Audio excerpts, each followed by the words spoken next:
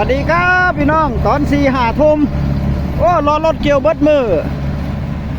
รถมันไปฆ่ามันไปจมก็เลยเสียเวลาตอนแรกว่าประมาณสัก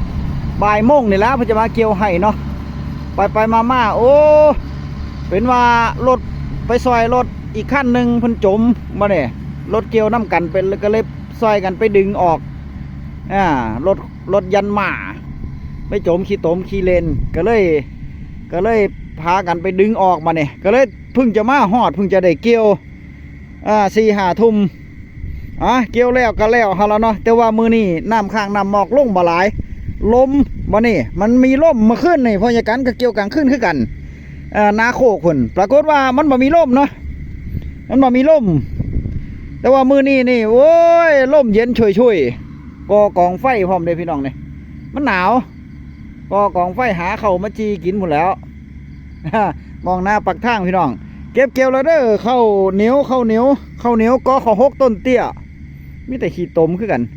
ก็ข้าวหกต้นเตี้ยเก็บเกี่ยวเลยเด้อพี่น้องแต่ว่ามันอาจจะบ่ค่อยเห็นนะครับนะ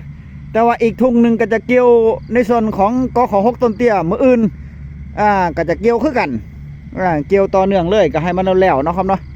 แล้วจากนี้ไปก็เก็บเกี่ยวมือนี้มืออื่นเศร้าพละพยาการถึงจะได้เอาไปตากนะครับนะเอาไปตากแดดสัก3 แดดซะก่อน2 แดด 3 แดดนี่แหละ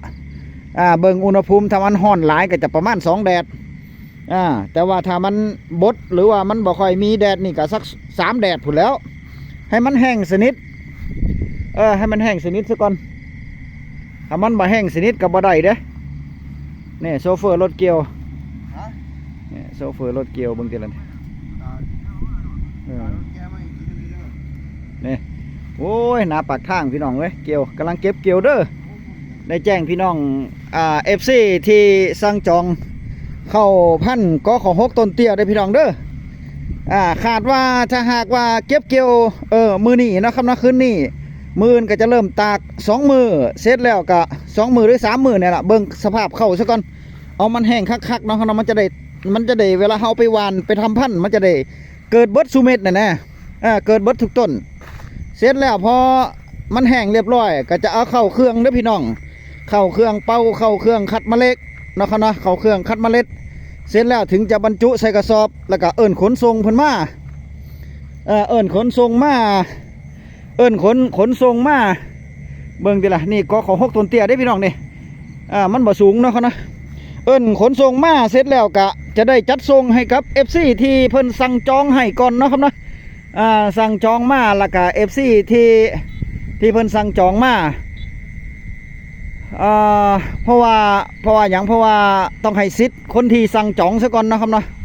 ที่สั่งจองมาพยาการก็จะให้สิทธิ์เพิ่นซะก่อนถ้ามันเหลือบ่หลายก็บ่ได้ให้ผู้อื่นเด้อคนที่บ่ได้สั่งจองมาแต่ถ้ามันเหลือนี่พยาการก็จะลงคลิปอีกเนาะครับเนาะว่ามันเหลือจักสอบ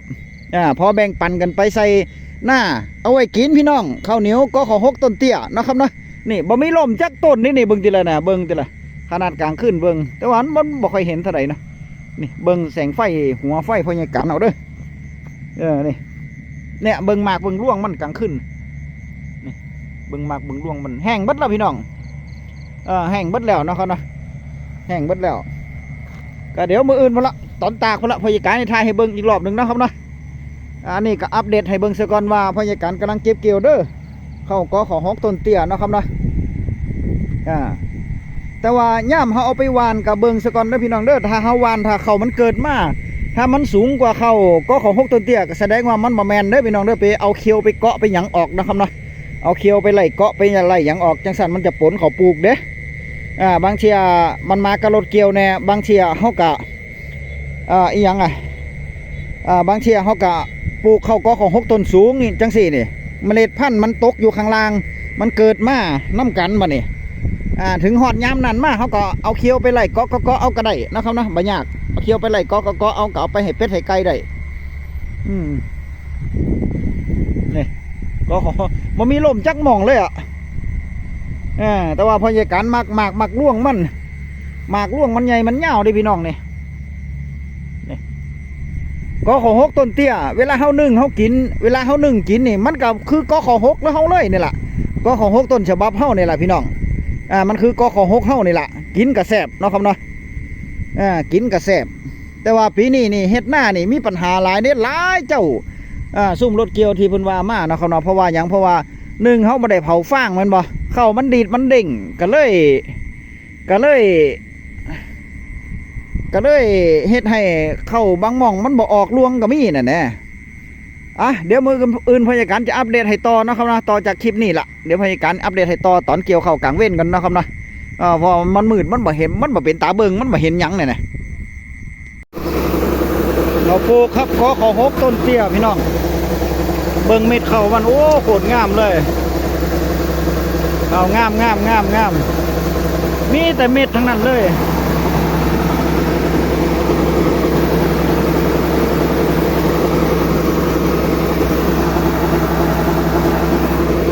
ข้าวเหนียว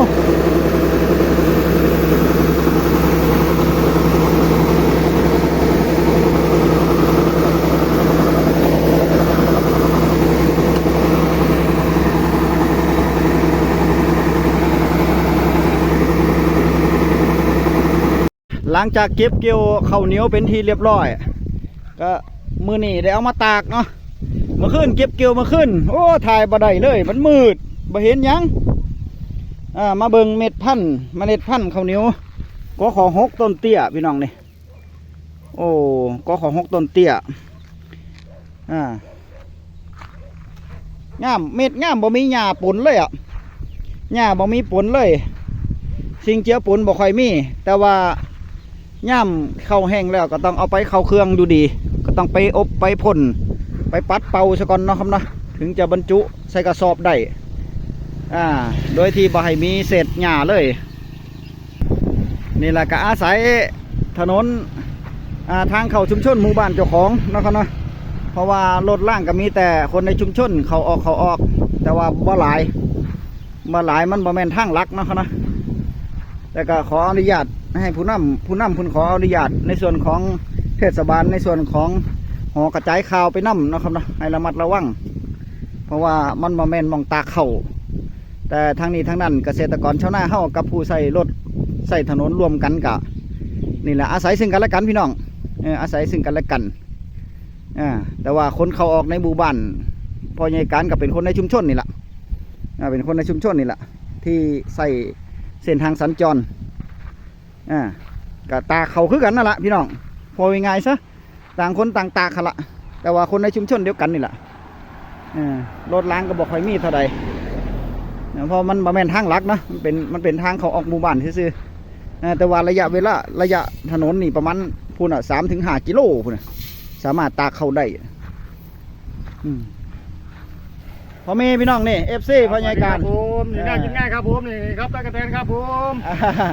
เก็บตะกะแตนอย่างเดียว FC คือเก่ามาซอยเฮ็ดซอยถ้ำซอยสร้างได้เขาหน้าป่าน้ำไปน้ำเนาะครับเนาะเฮ็ดไปน้ำกันนี่แหละแบ่งปันกันไปเดี๋ยวพูดละเด้อพยายการตากเข้าประมาณให้เบิ่งเข้ามันหมาดเข้ามันแห้งๆคักๆซะกันสัก2 แดดหรือว่า3 แดดหรือว่าดีเก็บกูบ่จังใดกะพร้อมที่จะเอาไปส่งให้กับ FC แล้วพยาการก็จะลงคลิปอีกคลิปหนึ่งเด้อในส่วนของการสั่งเข้าในการสั่งเข้าเพื่อที่จะส่งให้ FC ที่สั่งจองมาก่อนนะครับเนาะพันเข้าก็ขอ6 ต้นเตี้ยพี่น้องพันเข้าก็ขอ6 ต้นเตี้ยนะครับนะถ้าใครสนใจก็สั่งจองพยาการได้เด้อไปยังยังบ่เนี่ยลงเขา